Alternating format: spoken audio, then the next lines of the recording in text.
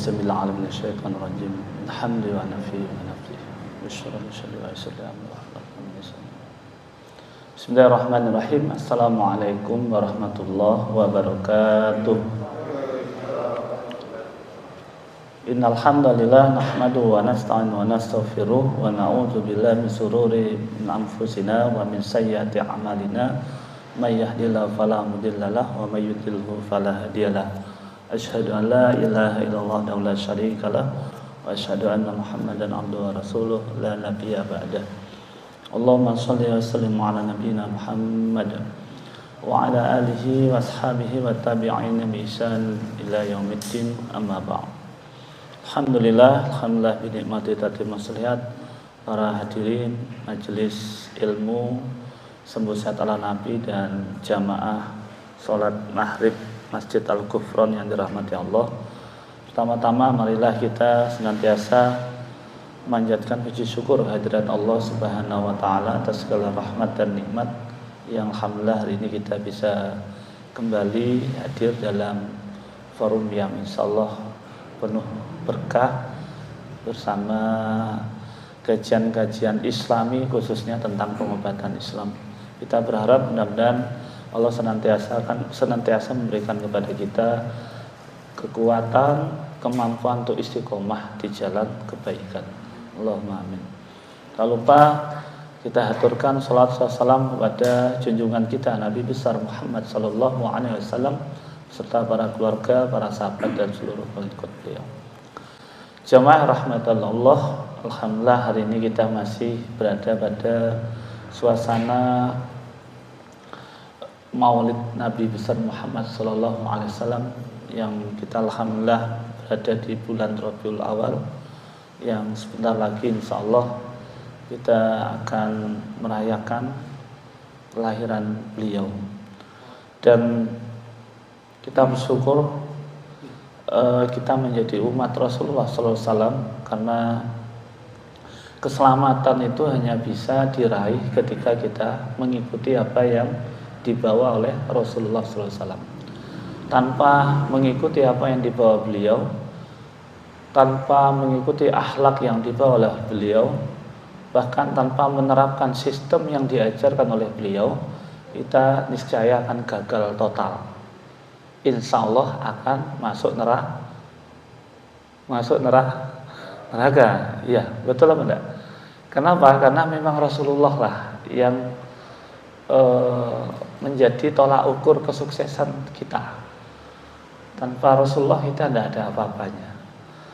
Maka tidak ada salahnya ketika kita kemudian mengambil apa yang diajarkan Rasulullah juga di dalam pengobatan sebagai bentuk kecintaan kita kepada apa yang dibawa oleh Rasulullah, sebagai bentuk cinta kita terhadap Rasulullah. Hadirin rahmati Allah, cinta itu perlu pembuktian. Cinta itu tidak semata-mata apa yang diungkapkan, tetapi perlu bukti. Apa salah satu bentuk bukti cinta kita kepada Rasulullah? Di antaranya manakala kita mengikuti, meyakini, mengikuti, menerapkan, mengamalkan dan mendakwahkan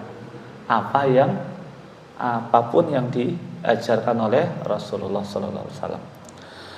Bahkan di dalam salah satu ayat dijelaskan di sini, a'udzubillahi samil alim minasyaitonir rajim, wa may ya'sa an dzikrir rahman nuqayyid lahu syaitonan fa huwa lahu qarin. Ya. Wa may ya'su an dzikrir rahman, barang siapa yang berpaling dari zikrir rahman, ya. Ini dijelaskan oleh para ulama. Ya, apa yang ada di dalam Al-Quran dan Sunnah Nabi. Ya, zikir Rahman itu apa yang ada di dalam Al-Quran dan Sunnah Nabi. Apa kata Allah? Nuqayyid lahu syaitonan. Kami biarkan ya setan menjadi apa? Menemani dia. Ya, syaitonan ya kami hadirkan kepadanya syaiton, fahuwa lahu qarin, lalu menjadikan setan itu korinnya, temannya. Jadi ini otomatis. Siapa saja yang jauh dari apa yang diajarkan oleh Allah, dicontohkan oleh Rasulullah, termasuk sunnah-sunnah Nabi, maka berpotensi besar setan yang menggantikan kedudukan itu menjadi teman. Dalam dunia pengobatan juga ada pengobatan yang bernuansa dengan ajaran-ajaran setan. Ada, Pak. Di salah satu kota wilayah Tapal Kuda itu ada, Pak, pengobatan itu yang proses operasinya itu langsung, tidak perlu anestesi, disilet langsung diambil, ditutup lagi. Ini kalau wilayah Tapal Kuda biasa, Pak. Nggak tahu kalau di Malang. Di sana itu banyak orang sakti kayak gitu. Bahkan putra dari paranormal ini teman saya sendiri. Jadi operasi itu tidak perlu pakai anestesi. Langsung, Pak, disilet, diambil, ditutup lagi. Kira-kira itu pakai ilmu apa, Pak? Kedokteran modern. Pakai apa, Pak? Nah, ini yang disampaikan di dalam ayat tadi. Fahuwalahu qarin. Maka Allah hadirkan setan menjadi temannya. Nah, masalahnya masyarakat kita tuh masih merasa nyaman, bangga, kepo dengan pengobatan seperti itu. Ujuk-ujuk datang, ya, tanpa mau menelaah sebenarnya seperti apa sih pengobatan yang nantinya tentu memberikan efek kesembuhan yang luar biasa. Baik, ini sebagai prolog agar kita itu serius mencintai Nabi, tidak semata-matanya ungkapan-ungkapan, bacaan-bacaan saja, tapi memang diupayakan hadir dari bentuk, dari hati, keyakinan, dan implementasi di lapangan. Baik, kita melanjutkan kajian yang kemarin. Mohon maaf, kitab saya tertinggal. Jadi apa yang saya sudah baca yang saya akan sampaikan. Yakinlah semua penyakit ada obatnya. Ya. Kenapa kita harus yakin? Iya, karena yang menciptakan penyakit itu siapa? Allah. Ada enggak setiap yang diciptakan Allah itu tidak berfungsi atau mungkin tidak ada manfaatnya? Bahkan penyakit pun itu memberi manfaat. Tetapi dijelaskan juga bahwa penyakit pun itu ada antivirusnya. Itu sudah dinas, sudah sunatullahnya. Ya. Maka kalau ada orang terapi kemana-mana tidak sembuh-sembuh, mohon maaf, hadis ini menjawab apa yang menjadi kebutuhan jenengan. Ya kan ada orang terapi, dokter rumah sakit, keliling mana-mana, penjuru, pelosok, tempat manapun dikejar, tapi tidak kunjung sembuh. Jawabannya ada di hadis ini. Saya bacakan artinya. Sesungguhnya tidaklah Allah menurunkan suatu penyakit illa kecuali Dia menurunkan obatnya pula. Loh, janji Allah ini. Tapi di ayat di selanjutnya ini ada keterangan. Tidak selesai sampai di situ saja. Ada orang yang mengetahuinya dan ada pula yang tidak mengetahuinya. Nah, ini yang repot, Pak. Dan ini yang menjadi catatan utama bagi kita yang ingin mencari kesembuhan. Jadi dijelaskan di sini dengan seyakin-yakinnya tidak mungkin ada penyakit yang tidak sembuh, itu tidak mungkin, Pak. Kecuali memang ada sebab-sebab yang menolak hadirnya kesembuhan. Bisa sebabnya karena yang disampaikan dalam hadis ini, orangnya nggak tepat, salah milih dokter, salah milih terapis, salah menentukan terapi. Bukannya tidak ada obatnya, keliru gitu. Kemudian juga ada penghalang-penghalang kesembuhan tuh, di antaranya keyakinan yang si pasien yang kurang, sugestinya kurang sabar, kesusu, ya, kurang pasrah, itu juga jadi salah satu penghalang-penghalang kesembuhan. Lah, contoh saya kasih gambaran ini banyak Pak di sekitar kita terjadi. Banyak masyarakat itu tidak tahu Pak penyakit-penyakit medis yang ditunggangi oleh setan. Ini fakta. Karena kurangnya ilmu, informasi, dan keyakinan juga ya, ini mempengaruhi.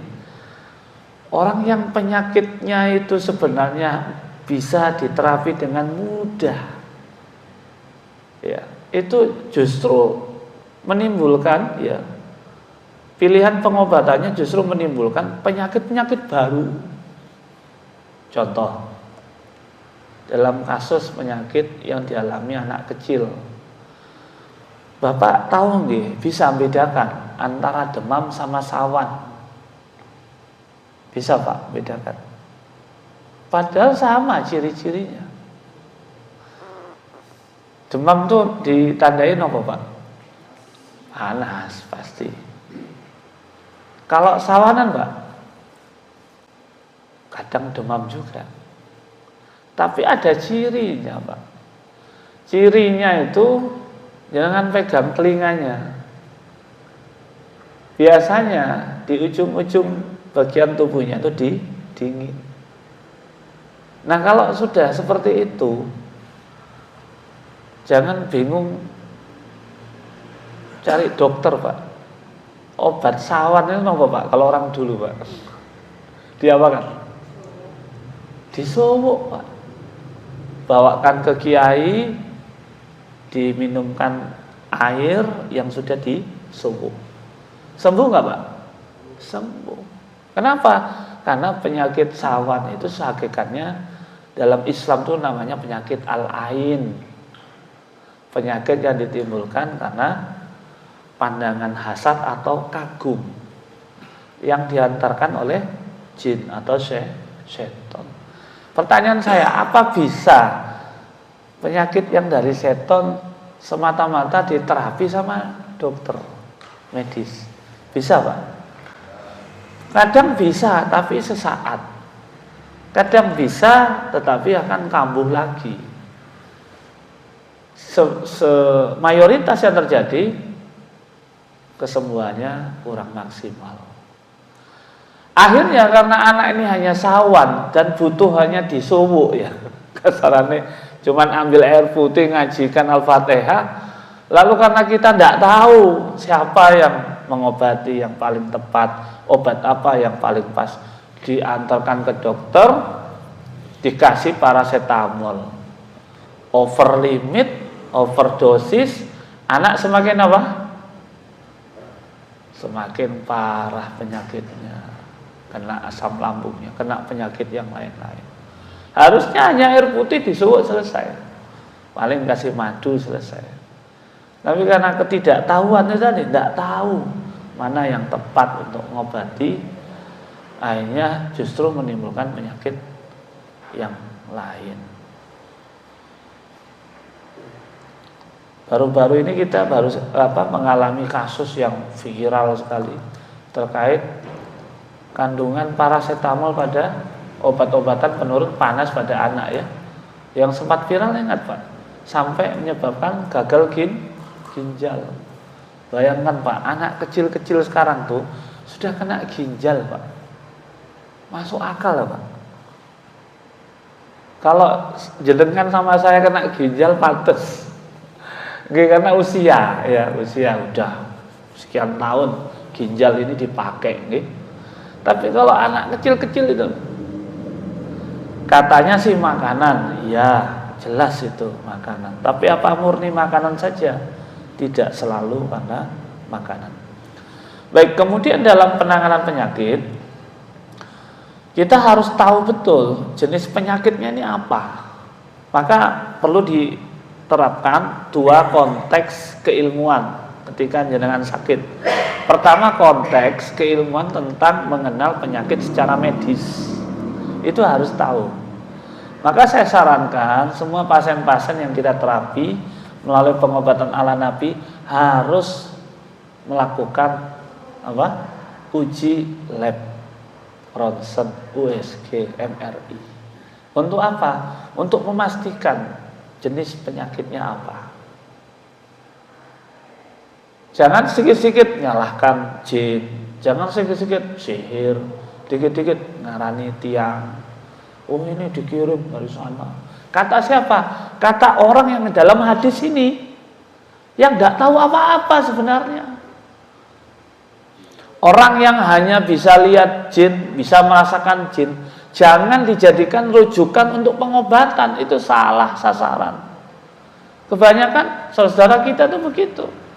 Hanya karena orang ini, bisa baca, di sana ada jin, ini ada sekian yang ganggu. Itu kita sudah percaya.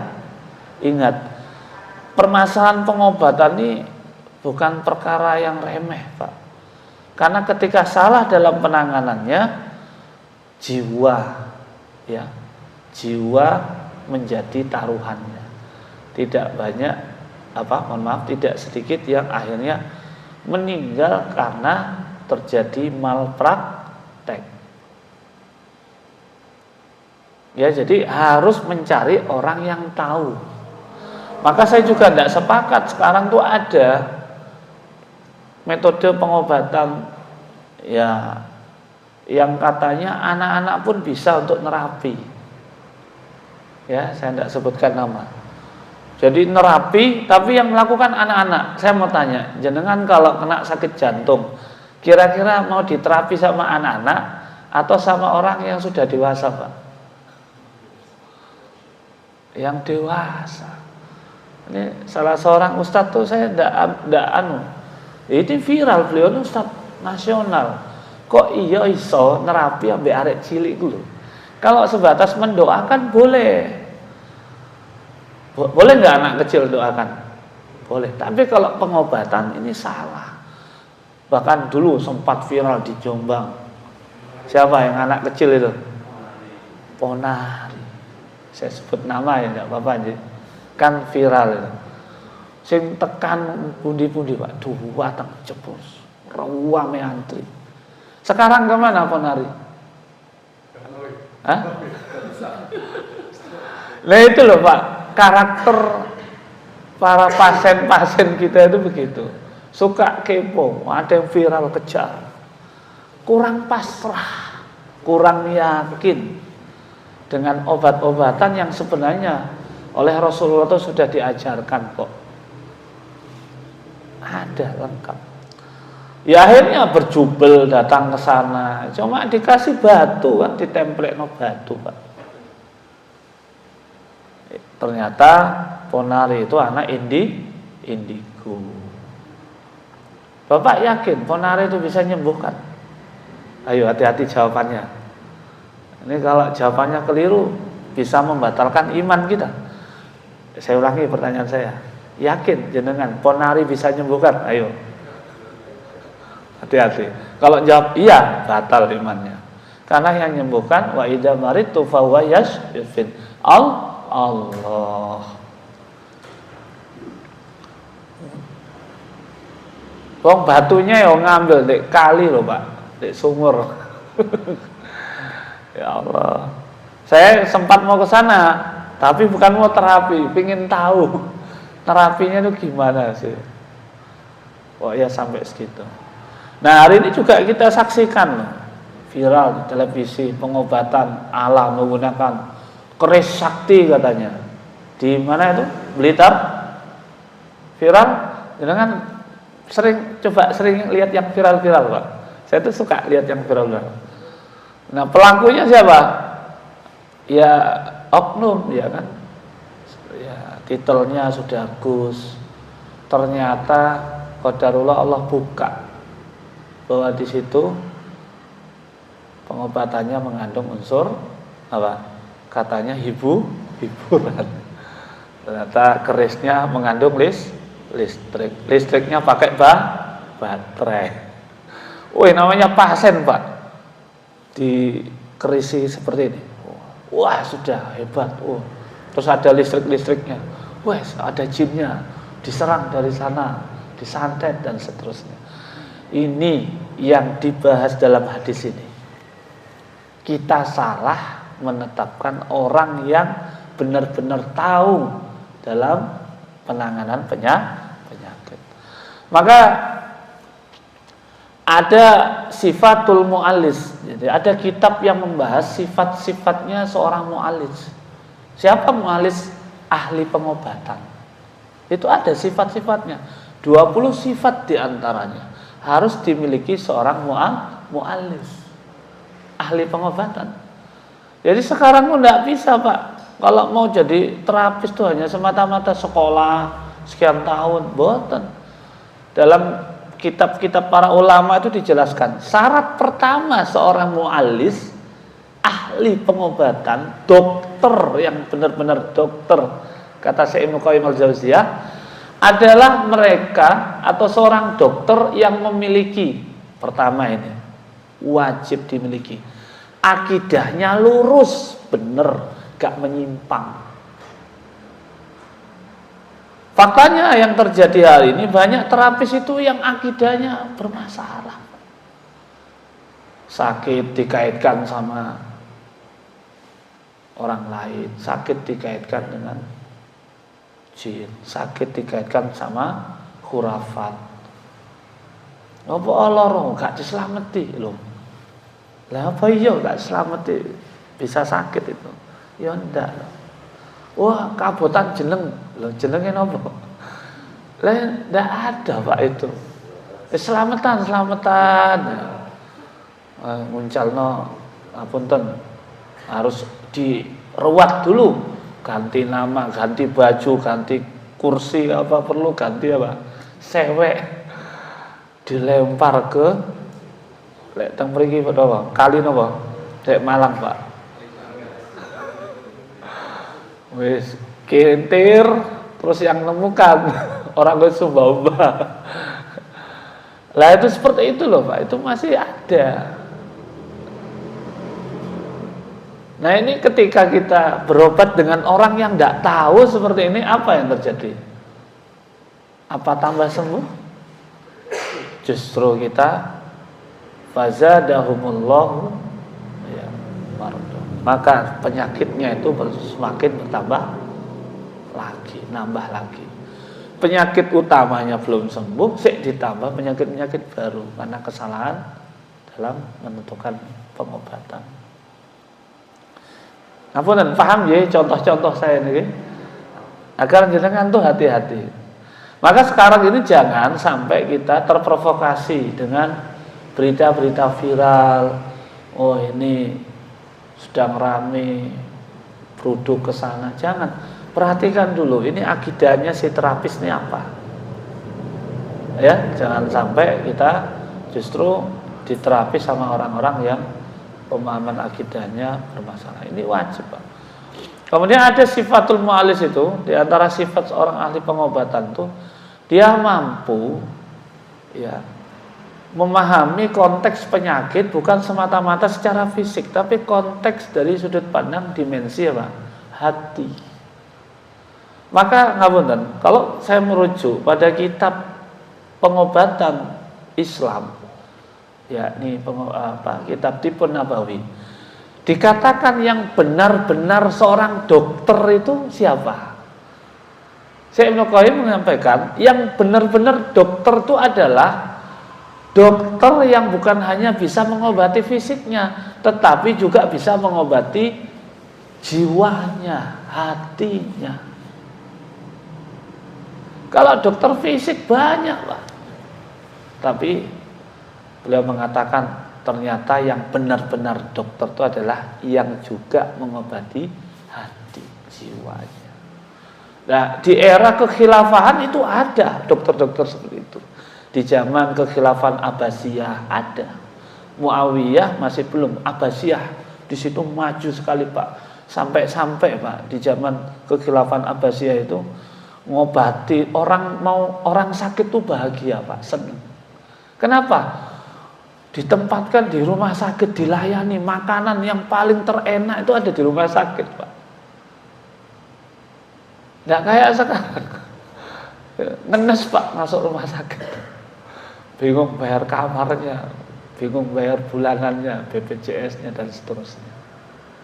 Loh jenengan buka saja sejarah, itu ada Pak.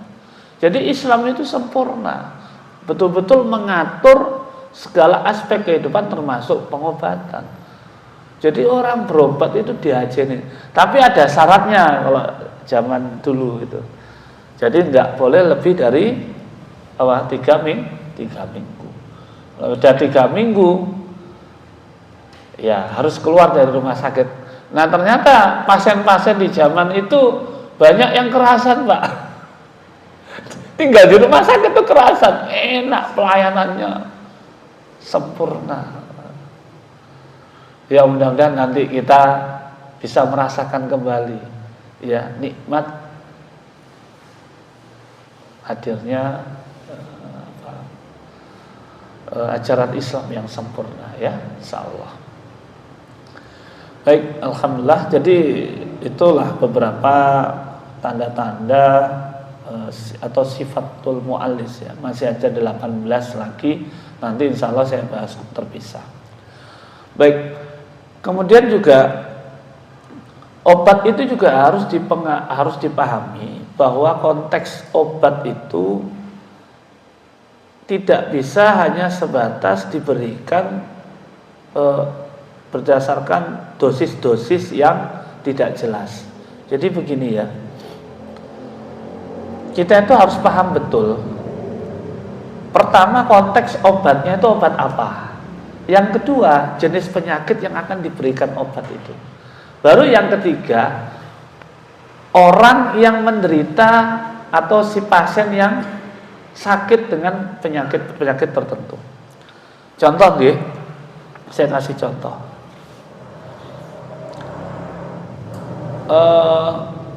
Bodrex itu obat apa Pak?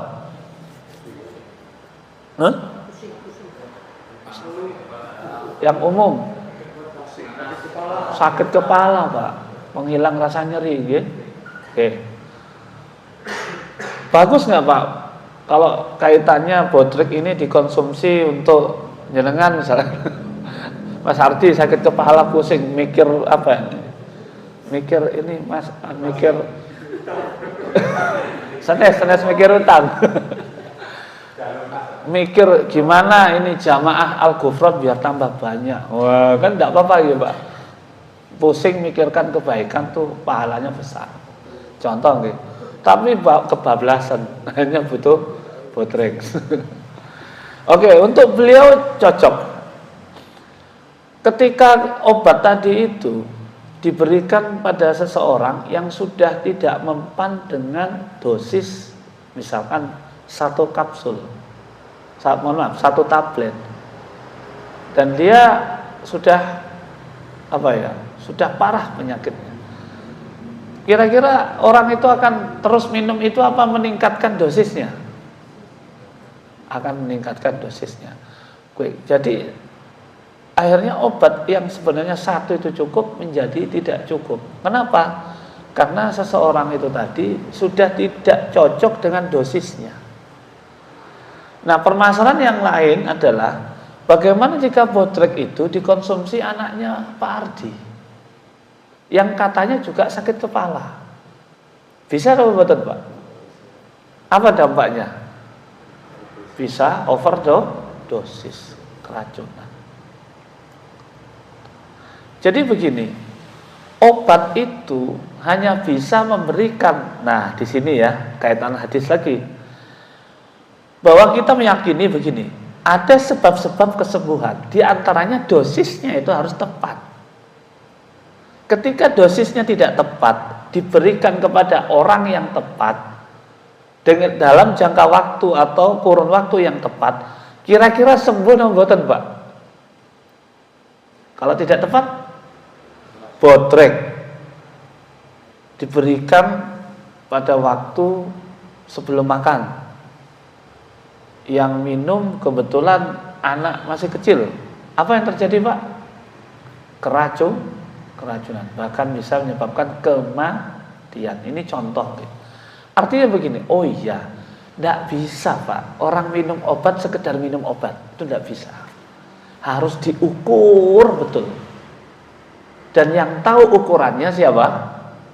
Nah, dijelaskan di hadis ini, orang yang tahu. Siapa? Ya memang dokter-dokter ahli pengobatan. Kita bicara ke obat yang ini, yang kemarin kita singgung ya. Obat yang ini tentang kurma. Kita kemarin bahas kurma aja.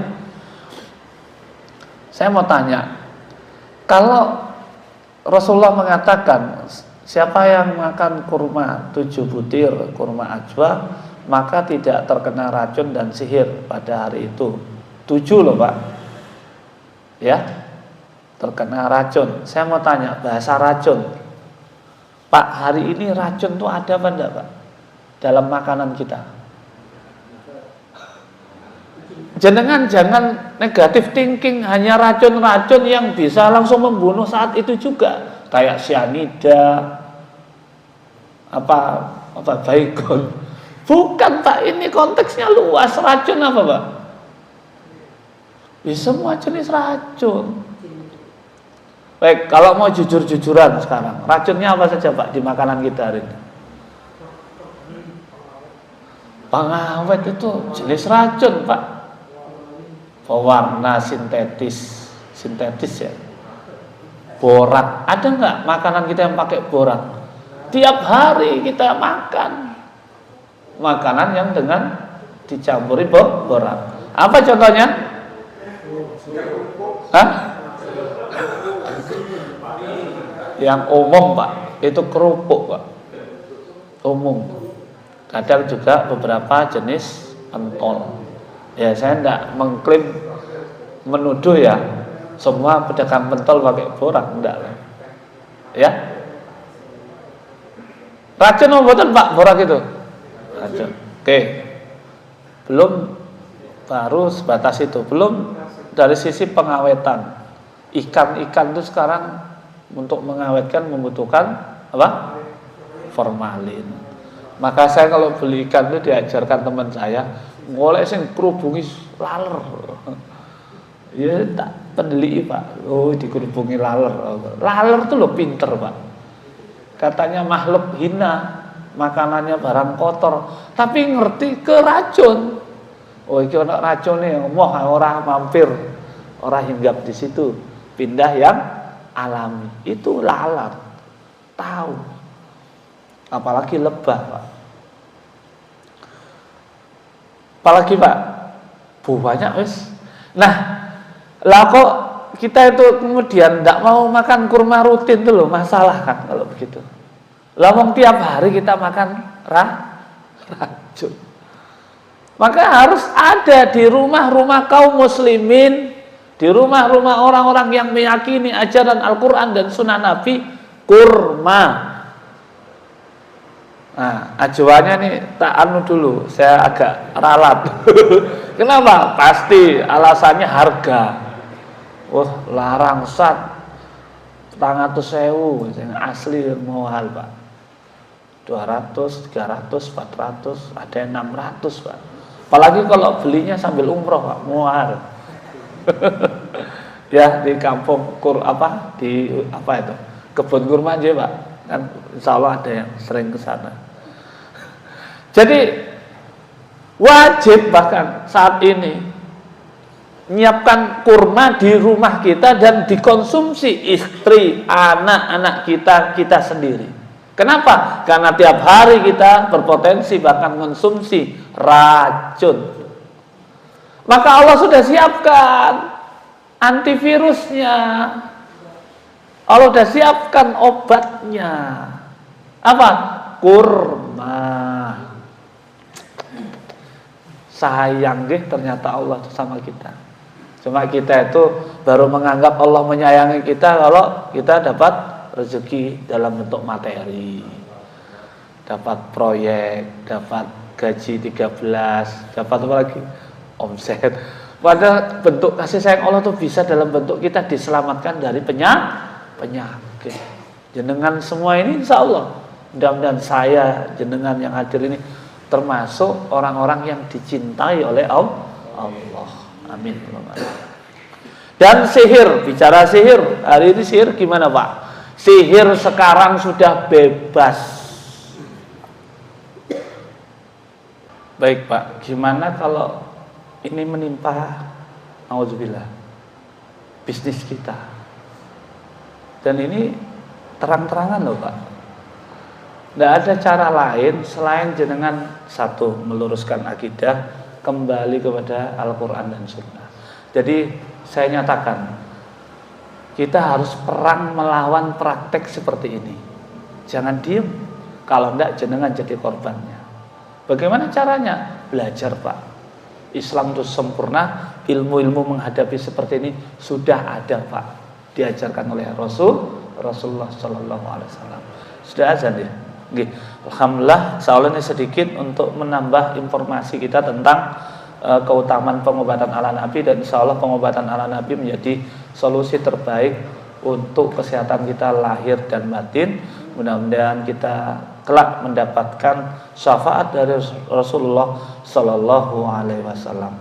Terima kasih dan mohon maaf atas segala kekurangan, dan kita akhiri dengan membaca hamdalah alhamdulillahirabbil alamin, astaghfirullahalazim, subhanakallahumma wa bihamdika asyhadu an la ilaha illa anta astaghfiruka wa atubu ilaik. Shallallahu alaihi Muhammadin wa alihi wasallam. Assalamualaikum warahmatullahi wabarakatuh.